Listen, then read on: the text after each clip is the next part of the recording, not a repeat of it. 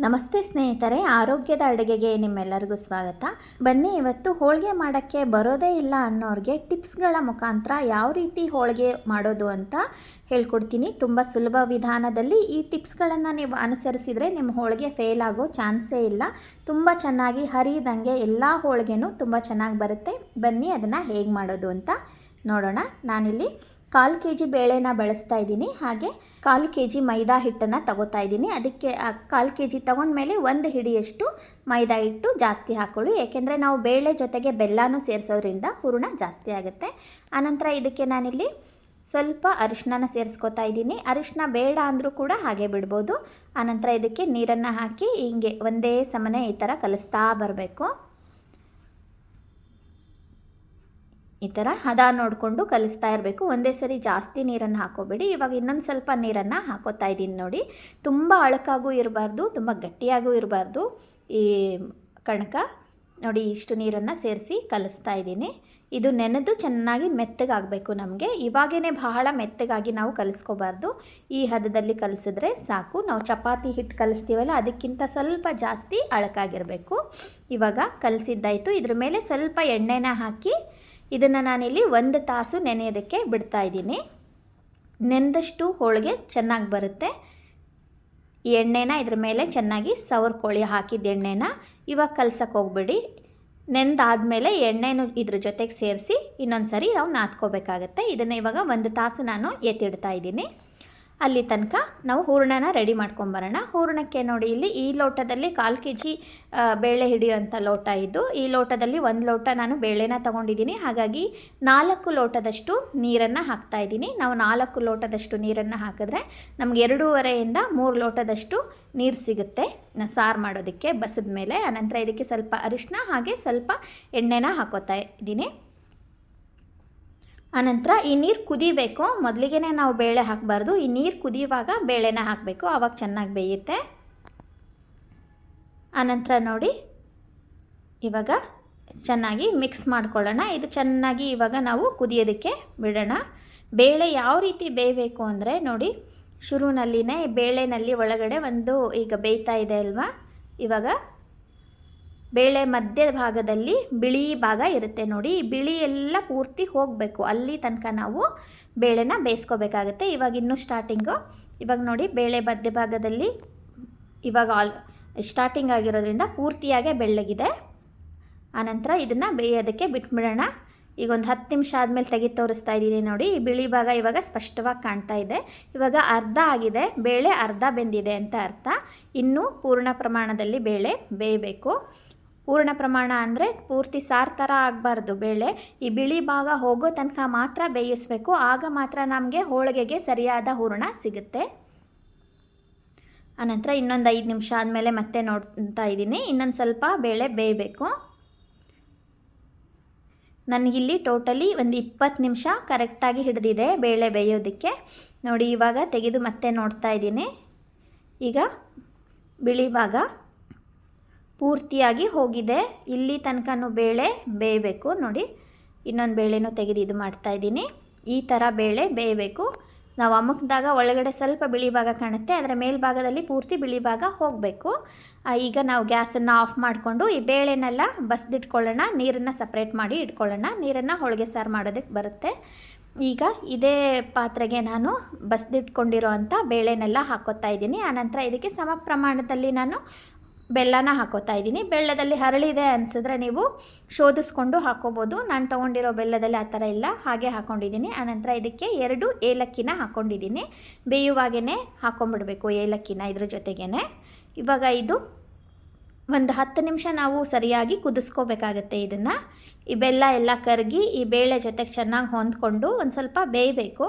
ಆವಾಗ ಹೋಳಿಗೆ ಬೇಗ ಕೆಡೋದಿಲ್ಲ ನಮಗೆ. ನಾವು ಹೀಗೇ ಮಿಕ್ಸಿ ಮಾಡಿಬಿಟ್ರೆ ಹೋಳಿಗೆ ಬೇಗ ಹಾಳಾಗುತ್ತೆ. ಇದ್ರ ಜೊತೆ ಒಂದು 10 ನಿಮಿಷ ಬೇಯಬೇಕು. 10 ನಿಮಿಷ ಆದಮೇಲೆ ತೆಗೆದು ನೋಡ್ತಾ ಇದ್ದೀನಿ. ಚೆನ್ನಾಗಿ ಕುದೀತಾ ಇದೆ. ಈ ಥರ ಇಷ್ಟು ನೀರಿನಂಶ ಬೆಲ್ಲ ಕರಗಿ ಈ ಥರ ಆಗಬೇಕು. ಈ ಹದದಲ್ಲಿ ಬೇಳೆ ಬೆಂದಾಗ ಮಾತ್ರ ನಮಗೆ ಹೂರಣ ನಯಸ್ಸಾಗಿ ಬರುತ್ತೆ. ಹೋಳಿಗೆ ಕೂಡ ತುಂಬ ಚೆನ್ನಾಗಿ ಬರುತ್ತೆ. ಇವಾಗ ಸ್ಟವ್ನ ಆಫ್ ಮಾಡ್ಕೊಂಬಿಡೋಣ. ಇವಾಗ ಪೂರ್ತಿ ತಣ್ಣಗಾಗಿದೆ ನೋಡಿ. ತಣ್ಣಗಾಗೋದಕ್ಕೆ ಬಿಡಬೇಕು ಇದನ್ನು. ಆನಂತರ ಮಿಕ್ಸರ್ ಜಾರ್ಗೆ ಹಾಕ್ಕೋಬೇಕು. ನಾನಿಲ್ಲಿ 2 ಟ್ರಿಪ್ಪಲ್ಲಿ ರುಬ್ತಾ ಇದ್ದೀನಿ. ಮೊದಲಿಗೆ ಅರ್ಧ ಹಾಕೋತಾ ಇದ್ದೀನಿ. ಹಾಕ್ಕೊಂಡು ಇದನ್ನು ರುಬ್ಕೊಳ್ಳೋಣ. ಇವಾಗ ನೈಸಾಗಿ ರುಬ್ಕೋಬೇಕು. ಶುರುವಿನಲ್ಲಿ ಇದಕ್ಕೆ ನೀರೆಲ್ಲ ನಾವೇನೋ ಹಾಕೋಕ್ಕೆ ಹೋಗಬಾರ್ದು. ಬ್ಲೇಡಲ್ಲೆಲ್ಲ ಸಿಕ್ಕಾಕ್ಕೊಂಡಿರುತ್ತೆ, ಅದನ್ನು ಮೇಲೆ ಕೆಳಗೆ ಚಮಚದಲ್ಲಿ ತಿರುಗಿಸಿ ರುಬ್ಕೋಬೇಕು. ಒಂದೇ ಸರಿ ರುಬ್ಬಿದಾಗ ಸಣ್ಣ ಆಗೋದಿಲ್ಲ, ಮೇಲೆ ಕೆಳಗೆ ಎಲ್ಲ ತಿರುಗಿಸಿ ನಾವು ರುಬ್ಕೋಬೇಕು. ಈ ಹದದಲ್ಲಿ ನೋಡಿ ನೈಸಾಗಿ ಬರಬೇಕು. ಇವಾಗ ಒಂದು ಪಾತ್ರೆಗೆ ಇದನ್ನು ಎತ್ತಿಡ್ಕೋತಾ ಇದ್ದೀನಿ. ಇನ್ನೊಂದು ಅರ್ಧ ಇತ್ತಲ್ಲ ಅದನ್ನು ಕೂಡ ರುಬ್ಕೋತಾ ಇದ್ದೀನಿ ನೋಡಿ. ಅದು ಕೂಡ ಇದೇ ಥರ ಮಾಡ್ಕೋಬೇಕು. ಇವಾಗ ಹೂರಣ ನಮಗೆ ರೆಡಿ ಆಯಿತು. ಈ ಹೂರಣನ ನಾನು ಈ ಥರ ಮುಟ್ಟಿಗೆ ಕಟ್ಟಿ ಇಟ್ಕೋತಾ ಇದ್ದೀನಿ. ಈ ಥರ ಕಟ್ಟಿ ಇಟ್ಕೊಳ್ಳೋದ್ರಿಂದ ನಮಗೆ ಹೂರಣ ತುಂಬೋದಕ್ಕೆ ತುಂಬ ಈಸಿ ಆಗುತ್ತೆ. ನಾನು ಮುಂದೆ ತೋರಿಸ್ತೀನಿ ಹೇಗೆ ತುಂಬೋದು ಅಂತ. ಈ ಥರ ನಾನು ಮುಟ್ಟಿಗೆ ಮಾಡಿ ಇಟ್ಕೋತಾ ಇದ್ದೀನಿ. 25 ಮುಟ್ಟಿಗೆ ಆಗಿದೆ. ನಮಗೆ 1/4 kg ಬೇಳೆನಲ್ಲಿ ಮಧ್ಯಮ ಪ್ರಮಾಣದ ಅಷ್ಟು ಹೋಳಿಗೆ ಮಾಡಿದ್ದೀನಿ, ತುಂಬ ದೊಡ್ಡದು ಮಾಡಿಲ್ಲ. ಇವಾಗ ಇದನ್ನು ರೆಡಿ ಮಾಡಿ ಇಟ್ಕೊಳ್ಳೋಣ. ಆನಂತರ ಇವಾಗ ಕಣಕ 1 ತಾಸು ಆಯಿತು, ನಮಗೆ ಹೂರಣನೂ ಕೂಡ ರೆಡಿ ಆಯಿತು. ಇವಾಗ ಹೋಳಿಗೆ ಮಾಡೋಕ್ಕೆ ಶುರು ಮಾಡೋಣ.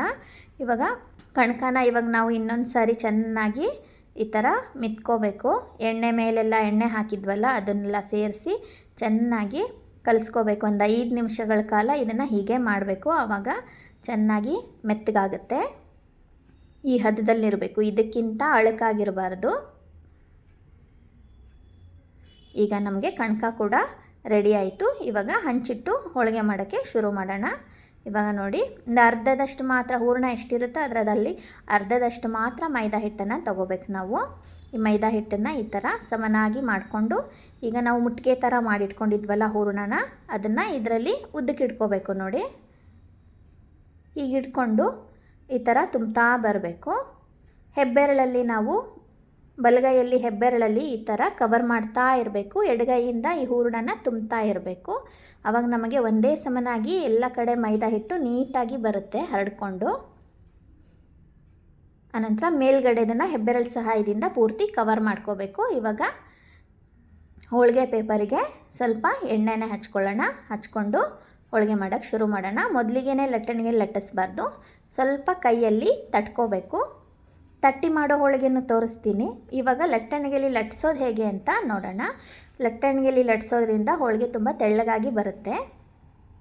ಇವಾಗ ನಾವು ಸೈಡಲ್ಲಿ ಮಾತ್ರ, ಅರ್ಗಲ್ಲಿ ಮಾತ್ರ ಈ ಥರ ಲಟ್ಟಿಸ್ತಾ ಬರಬೇಕು. ಮಧ್ಯದಲ್ಲಿ ಜಾಸ್ತಿ ಭಾರ ಬಿಡಬಾರ್ದು. ಈ ತುದಿನಲ್ಲಿ ಮಾತ್ರ ಭಾರ ಬಿಡ್ತಾ ಈ ಥರ ಲಟ್ಟಿಸ್ತಾ ಬರಬೇಕು.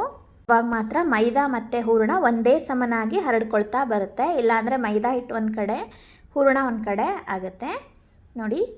ಇಷ್ಟು ದಪ್ಪ ಇದ್ದರೆ ಸಾಕು. ತೆಳ್ಳಗೆ ಅಂದರೆ ತುಂಬ ತೆಳ್ಳಗೆ ಲಟ್ಸೋಕ್ಕೆ ಹೋಗಬಾರ್ದು. ಈ ಹದದಲ್ಲಿದ್ದರೆ ಸಾಕು. ಇವಾಗ ಲಟ್ಟಿಸಿ ಆಯಿತು. ಇದನ್ನು ಹಂಚ ಮೇಲೆ ಹಾಕ್ಕೊಳ್ಳೋಣ. ಹಂಚು ಕೂಡ ಕಾದಿದೆ. ಹಂಚ ಮೇಲೆ ಈಗ ಹಾಕುವಾಗ ನೋಡಿ, ಶುರುವಿನಲ್ಲಿ ಮಾತ್ರ ತುದಿ ಮಾತ್ರ ಒಂದು ಸ್ವಲ್ಪ ಹಂಚಿಗೆ ಟಚ್ ಮಾಡಿ ಈ ಪೇಪರ್ನ ಎತ್ಬಿಟ್ರೆ ನಮ್ಗೆ ಈಸಿಯಾಗಿ ಬಂದುಬಿಡುತ್ತೆ. ಇವಾಗ ಒಂದು ಭಾಗ ಇದನ್ನು ಚೆನ್ನಾಗಿ ಬೇಯಿಸ್ಕೋಬೇಕು.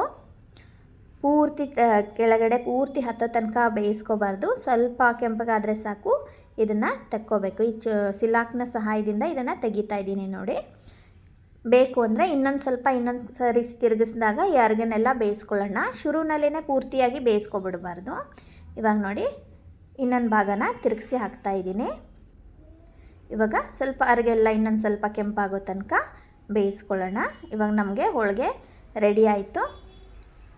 ಈ ಹೋಳಿಗೆನ ತೆಕ್ಕೊಬಿಡೋಣ. ಇವಾಗ ಮೃದುವಾದ ಹೋಳಿಗೆ ರೆಡಿ ಆಯಿತು. ಆನಂತರ ಇನ್ನೊಂದನ್ನು ನಾನು ತುಂಬಿ ತೋರಿಸ್ತಾ ಇದ್ದೀನಿ ನೋಡಿ.